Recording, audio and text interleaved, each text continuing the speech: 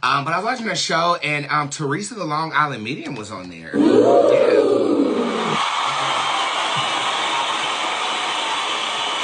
I just have to say this, I get questioned about, other spiritualists and spiritualists that are in the public eye, and typically I stay in my own lane. We are fly as fuck, okay?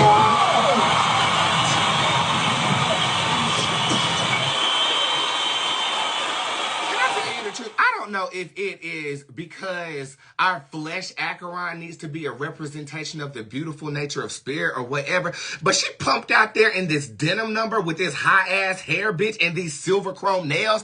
I said, bitch, it's something about a spiritualist, honey. We could put on some geek shit. Okay? I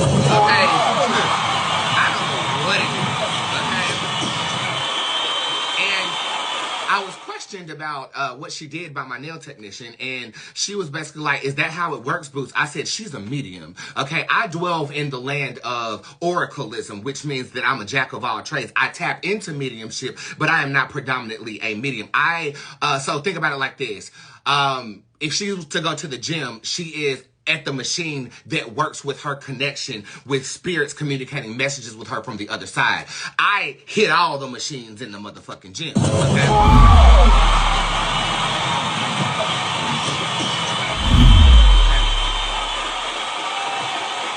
And it was very cathartic to watch her work with an audience that way. And I'll say that as a fellow spiritualist, I like to stay in my own lane. I like to be addressed as an individual. And I know that we all do. We never want to be lumped up into, oh my God, you remind me of Miss Cleo. Oh my God, you remind me of Teresa. Oh my God, bitch, my chain says it all. I'm Bootz, right?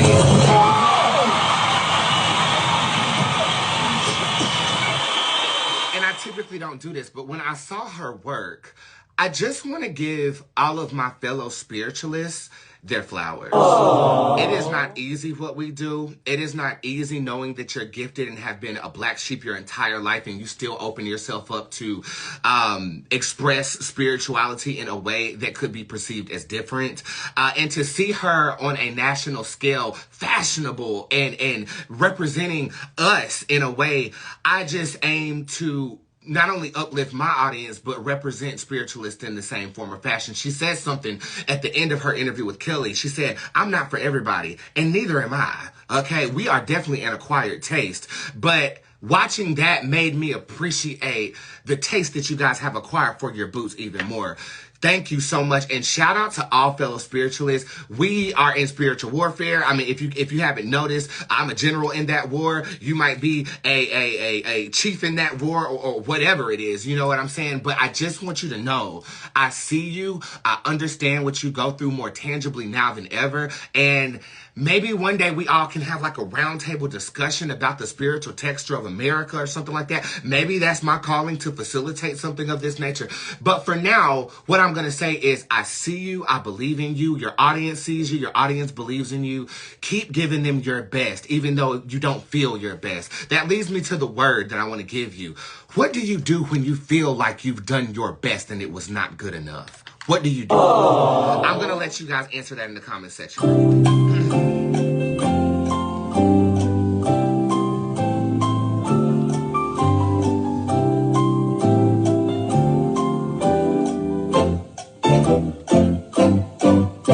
Somebody said cry. I mean, that's a part of it. Releasing. Is one word.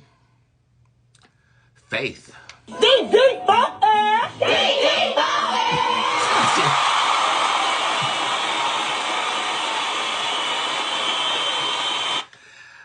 This weekend I felt I did my best, and I also felt like it wasn't good enough. Aww. And I'm doing all of these things except robbing the bank that one of my fans just said.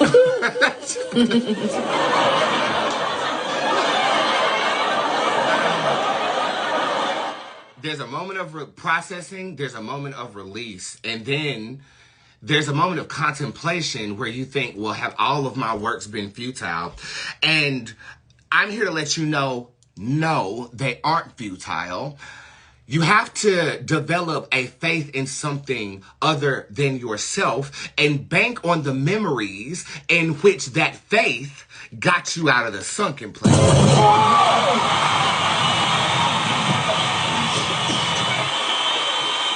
I love that phrase, G.I.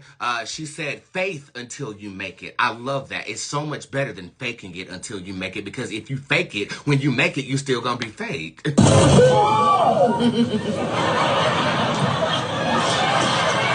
But if we believe that, no, I know for a fact that everything I've done up until this point is not futile, because I remember I was in the garage pulling tarot cards one day, and now I'm in the big house pulling tarot cards. All of that couldn't have been futile.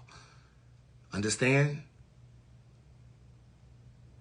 This relationship, I'm lovable, right? Because this relationship didn't work out, but look at the smile on my child's face that spawned from that relationship. It was purposeful, and I have faith that I will curate another relationship. Even though you feel like you might be unlovable right now, you're still in the process of, first, accepting what has happened.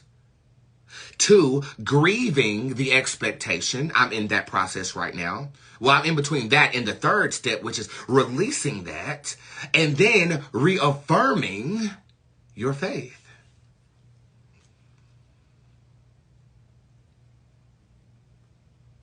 I don't want you to have faith in me, though. I want you to allow me to evoke the faith you've always had in yourself.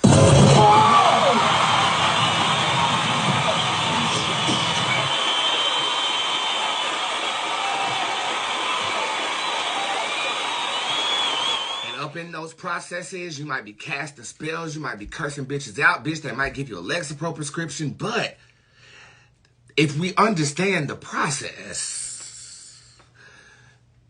we understand that time truly does heal our wounds. But when you have a tangible, conscious understanding of what you're experiencing, you can't help but have faith.